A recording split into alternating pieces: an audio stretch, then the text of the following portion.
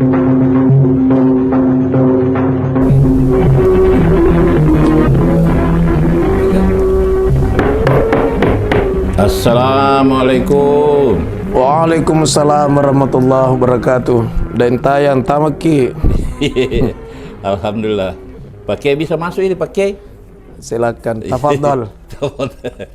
Alhamdulillah Pak Kiai, terima kasih banyak di dan musim ini di jamu makin singin subuh-subuh. Ada sahur ya. Nah, Pak Kiai, kita ketemu di hari ke-6 ini, Pak Kiai. Alhamdulillah. Obrolan Ramadan, dialog Ramadan hari ini. Nah, pendengar, Assalamualaikum warahmatullahi wabarakatuh. Kita ketemu lagi di obrolan Ramadan bersama Kiai Haji Dr. Alhamdulillah Amri MA.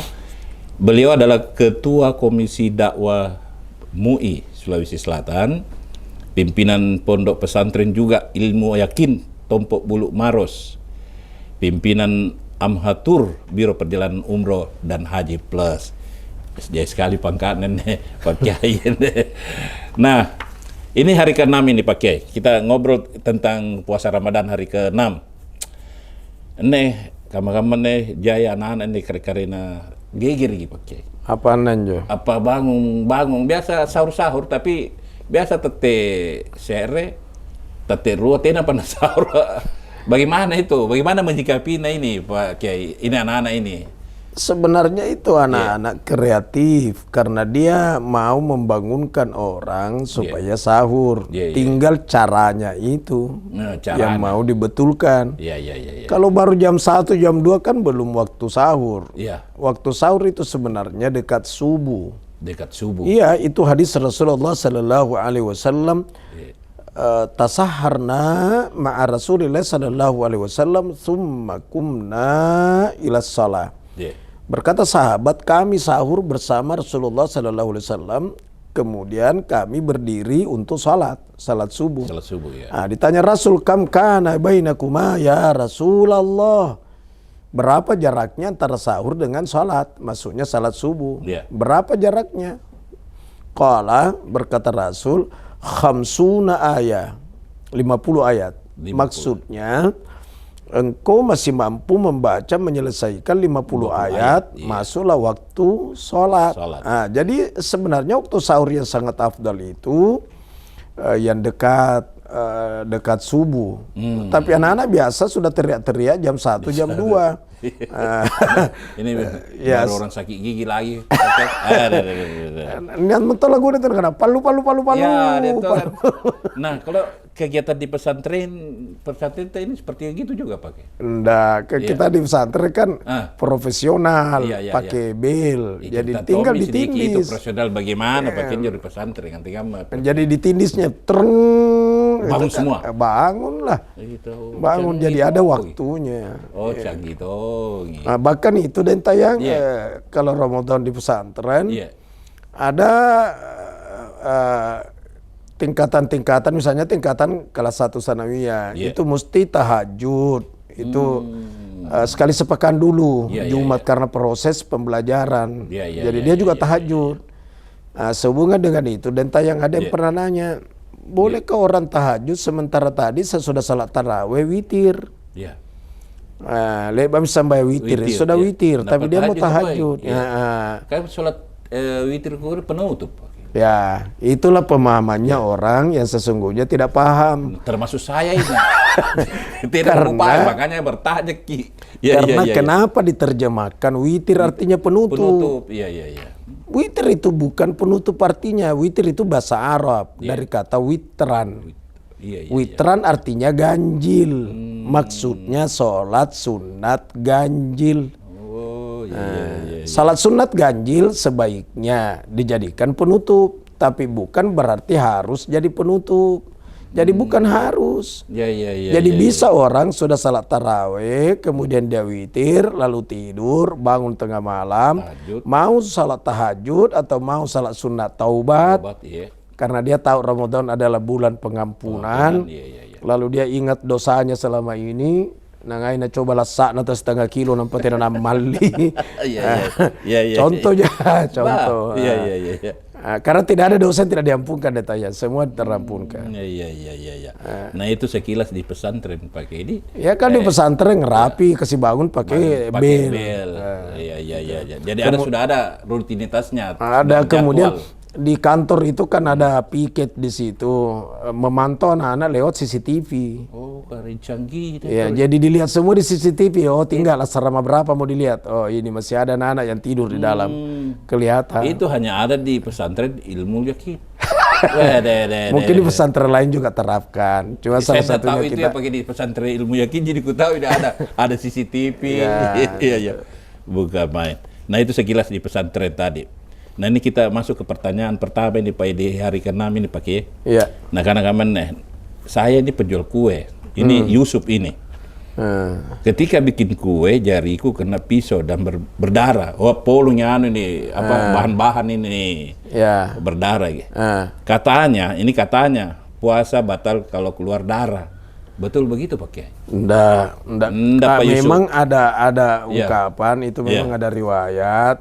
Pernah saya sampaikan beberapa malam yang lalu bahwa orang yang mengeluarkan darah dan dikeluarkan darah dalam arti berbekam. Berbekam itu batal puasa, itu pun diperselisihkan ulama. Kalau kalangan Syafi'i tidak. Ahmad bin Hanbal batal dengan alasannya masing-masing.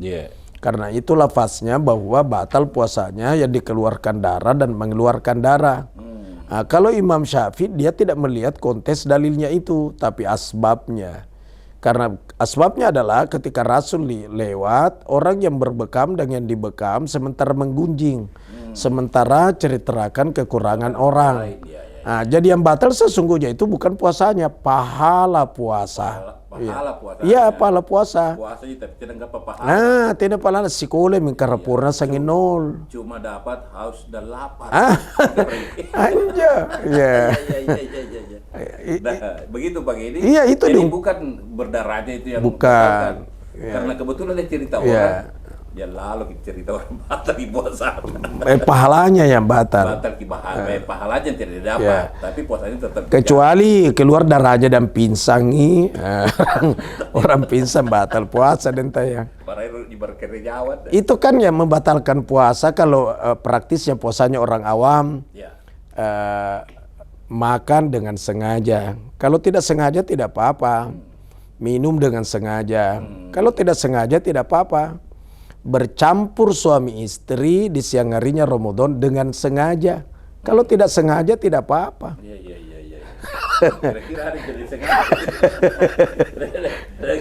Iya. Kata liwaliwana tongan tuh menurut ada sengaja. Iya pinjau. Lagi pelajarin anak-anak kan. Ya. Pak, terima kasih. Ini pertanyaan kedua yang dipakai. Baturi Supriyadi di Sulawesi Barat Wonomulyo. Pekerjaan saya sebagai supir angkutan antar kota ini alhamdulillah. Saya biasa tidak puasa kalau Ramadan. Ya. Karena istilahnya nih orang tali pakai puasa karena pekerjaannya itu. Jadi driver antar kota. Ya. Nah, terus sekarang Pak Kiai, saya ada keinginan, ada niat untuk berpuasa. Tapi rasanya saya tidak kuat. Nah, bagaimana sebaiknya Pak Kiai? Jadi, ngapain niatannya? Sebenarnya niat untuk berbuat baik itu sudah merupakan pahala. Kalau terwujud, bertambah lagi pahalanya. Cuma jadi problemnya, apa mau setiap tahun begitu terus, tidak ada puasanya. Memang sih kalau musafir sesungguhnya kan itu dalam Al-Quran Allah berfirman bahwa orang sakit, orang musafir marudon au ala safarin fa'iddatum min ayyamin ukhar. Sakit, musafir, tentu sakit musafir yang tidak mampu berpuasa, maka gantikanlah puasamu pada hari-hari yang lain. Maksudnya qada. Dikada sesudah Ramadan bayar. Kalau memang penyakitnya mengganggu kalau dia berpuasa, begitu juga orang yang musafir. Musafir tapi kalau tidak mengganggu tidak usah, silakan puasa. Contoh, kita naik pesawat ke Jakarta, itu kan apanya mengganggu orang naik pesawat? Betul. Terkecuali jalan kaki Makassar Mamuju. Tadi Bali. Iya menja. Tapi ini kan supir auto. Supir auto Antar kota. tapi memang mungkin kadang orang haus. Ini perjalanan panjang Denta ya. Ya, misalnya ujung pandang Makassar Mamuju. Makassar Mamuju dan dia tidak bisa sama sekali kalau dia puasa. Maka tidak usah puasa. Tapi ingat, mesti dia qada, mesti dia ganti di luar Ramadan. Ya. Diganti di luar Ramadan. Iya. Bayar fidyah begitu. Orang yang fidyah itu adalah orang yang sakit, tidak ada harapan untuk sembuh. Secara penglihatan mata kasat, secara medis, tidak ada lagi harapan untuk sembuh. Kita tinggal menunggu pengumuman inna lillahi wa inna ilaihi rajiun. Itu. Ya. Dan itu yang pertanyaan kedua Pak Kiai dari Supriyadi Baturi Wonomulyon. Ini yang pertanyaan ketiga Pak Kiai. Jadi saya mau dulu tegaskan ini Pak Supriyadi ya.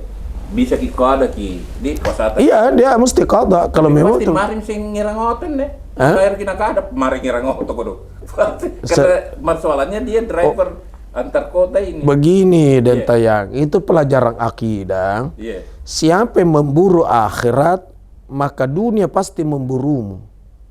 Tapi siapa orang memburu dunia, akhiratnya tidak ikut. Maka cobalah lebih condong untuk akhirat. Kalau orang lebih condong untuk akhirat, maka dunia akan mengikutinya. Jadi jangan itu tadi Supriyadi tidak pernah puasa karena sudah Ramadan dia berkata saya tetap bawa mobil. Tidak masih puasa. Itulah tidak puasa lagi. Itulah kerjanya terus. Jadi cobalah paksa-paksa dirinya untuk puasa. Pas lagi Pak Supriyadi. Pakai ini sarannya. Begitu sudah selesai pakai di nomor 2. Nomor 3, Baturi Desa Ribone. Ya.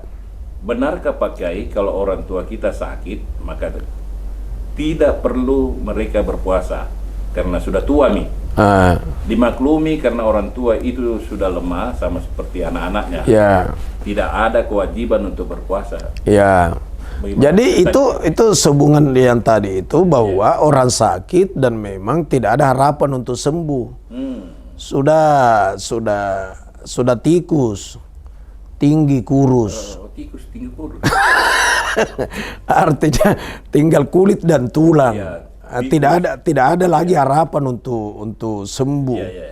Lu mina kena Makassar yang seperti ini itu bukan qada tapi fidyah. Jadi dia mesti fidyah. Harus dibedakan dengan yang masih muda. Iya. Yang cari duit apa itu bisa diqada, tapi kalau seperti ini orang tua yang difidyahkan.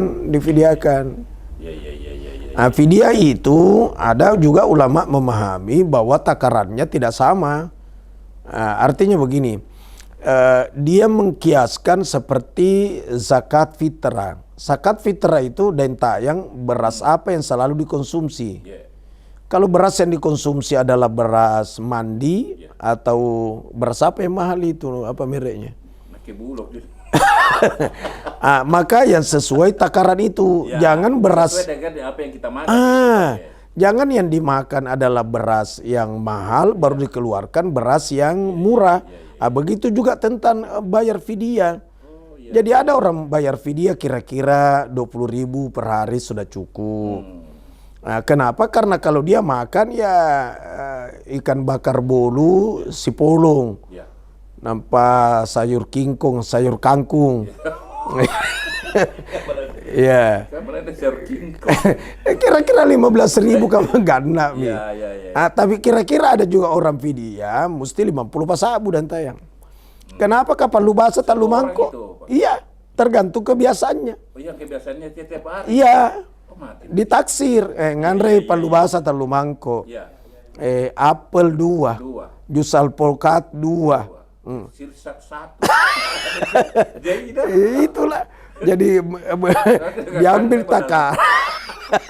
Tidak tahunya. Coba diambil takaran kebiasaannya. Apatah lagi ada orang makanannya itu beras merah. Nah itu lebih mahal lagi. Ya.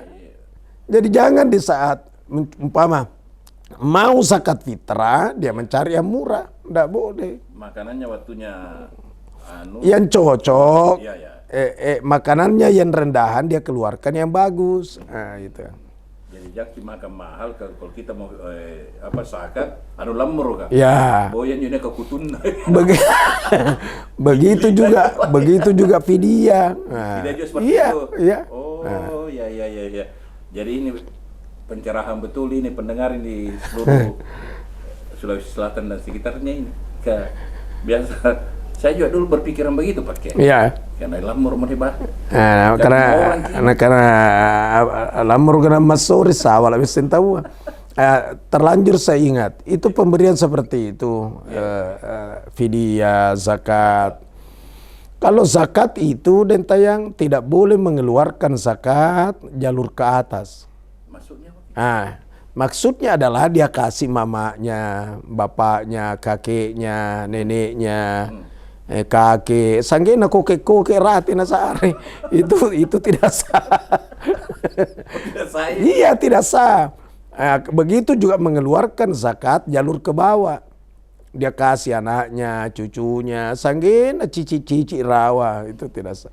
Jadi mesti jalur ke samping dan tayang. Itu jalur ke samping itu maksudnya. Jalur ke samping tadi kan jalur ke atas dan jalur ke bawah. Sekarang jalur ke samping yang ke samping. Ada yang nanya, bagaimana kalau istri? Nah, istri itu jalur samping. Tapi persoalannya adalah istri itu adalah tanggungan. Karena dia merupakan tanggungan maka tidak boleh diberikan zakat oleh suaminya karena tanggungannya. Iya. Tapi seandainya istri mengeluarkan zakat, dia kasih suaminya itu sah. Kenapa sah? Karena suami bukan tanggungan istri. Tapi jangan dipraktekkan pendengar. Tali wali wato sing gili na pun buradi na sahar. Iya minja. Di sini tuh tidak ada pendengar. Ya tidak ada. Sulawesi Selatan dan Barat tidak ada pendengar. Jadi itu istri tanggungan ditayang. Makanya kalau istri tidak salat, buranena pertama digimpe ni palu-palui. Ya, karena dia punya tanggungan, dia yang tanggung. Makanya istri yang tidak salat pasai. Ya. Ya karena memang ada suami takut istri kasihan. Karena istri banyak memang di lapangan. 2 bicaranya suaminya, dia 17. Saya itu tidak takut ya sama istriku pakai. Tapi lebih berani sedikit. Iya. Tapi Pak Kiai. Nah ini yang pertanyaannya selanjutnya ini dari Mutmainnah di Poros Malino, Rati di bukannya. Rati Anda bili-bili. Assalamualaikum dan tayang. Mau katakan sama Pak Kiai. Bagaimana caranya supaya bisa selalu gembira seperti Dentayang? Karena nih gembira kayak dah susah tonjak itu. Anda tidak kelihatan. Kita dengar di radio. Ya mampu menyikapi. Kira-kira ini arana ini bagaimana bisa bahagia? Kira-kira kapan kapan? Tidak gampang ini perasaan baper.